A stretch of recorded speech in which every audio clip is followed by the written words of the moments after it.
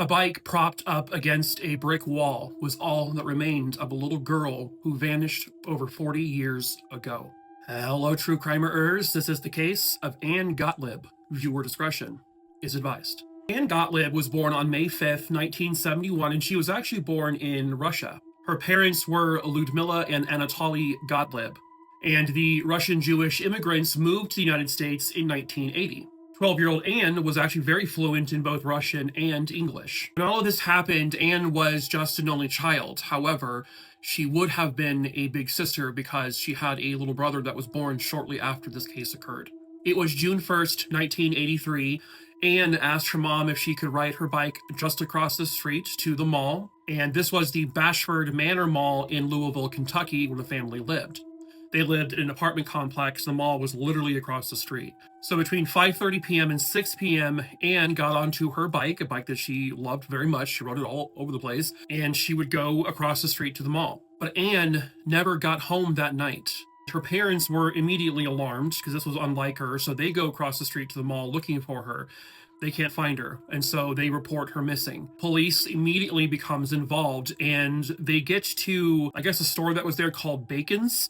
And when they get there, they see propped up against this brick column was a bike. And when her parents saw it, they immediately felt fear because that was Anne's bike. But Anne was nowhere to be found. Nobody has seen 12-year-old Anne Gotlib ever since that day. The police and volunteers, they worked together, and they searched and they searched and they searched for weeks and for weeks. They combed through all of the, wooded areas. They searched any bodies of water they could have, but they found nothing. They found not a single trace of Anne. She was there, and when she left her apartment, it was still very much daylight outside. It's kind of crazy that she got onto her bike, went across the street in broad daylight, and something happened to her, and not a single person witnessed it. Over the weeks, months, and then years, they would get hundreds, if not thousands, of tips and leads, and none of them have ever truly panned out. Fast forward all the way to 2008, police in Louisville, Kentucky announced that they believe they know who may have kidnapped and likely murdered Anne Gotlib. A man named Gregory Lewis Oakley Jr. Apparently, he was a suspect all the way back starting in January of 1984. However, he was never announced as a suspect to the public until 2008. But police did look into him pretty early on, within a few years, the first few years of her disappearance. In 1981, this guy had abducted his stepdaughter and drugged her, and apparently attempted to kill her, but was not successful, thankfully.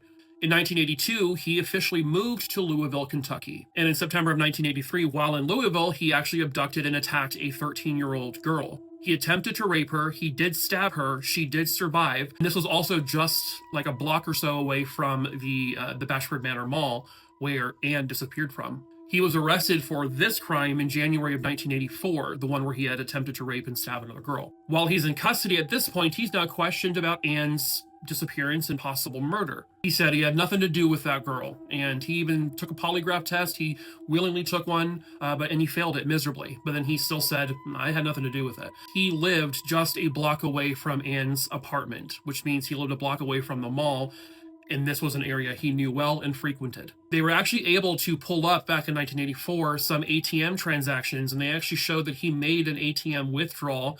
They found receipts for it from an ATM outside the mall an hour and a half before Anne disappeared. So that actually places him at the mall shortly before she went missing. In June of 1984, Gregory Lewis Oakley is convicted of burglary and attempted murder. He is sentenced to 30 years in prison. In 2002, he is actually paroled based on medical grounds because he was dying of lung cancer, and so he was released. 3 months after his release in 2002, he died from the lung cancer. An inmate would come forward that served time with Oakley and said that Oakley had at one point confessed to killing Anne, saying that he had used a painkiller to basically subdue her. And it was a specific painkiller that he had access to because he was a USDA meat inspector. And I guess that means he had access to this particular drug that the inmate said he used. One of his Oakley's former girlfriends would then come forward after the inmate did to state, and this is all after he is dead now, of course, that she corroborated the story that the inmate told.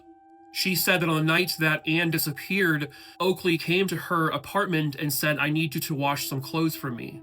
I don't know why she didn't come forward any sooner with this, but it is what it is, I guess. As of the early 2020s, police have stated that if he was still alive today, Gregory Lewis Oakley would be arrested and charged with her kidnapping and murder, despite still never recovering her remains. Sadly, Anne's father died in 2023, holding on for dear hope that answers would come, or maybe just recover his daughter to lay her to rest properly, but he never got that. But someone somewhere out there might know where she is. Gregory Oakley may have told someone, and that someone may have told someone else. Maybe that person's you. Her surviving family deserves to know where she is. They may not be able to get justice for her, but they deserve to bring her home and lay her to rest. And so if you have any information on the whereabouts of Anne Gotlib's remains, please contact the FBI office in Louisville, Kentucky at 502-583-3941.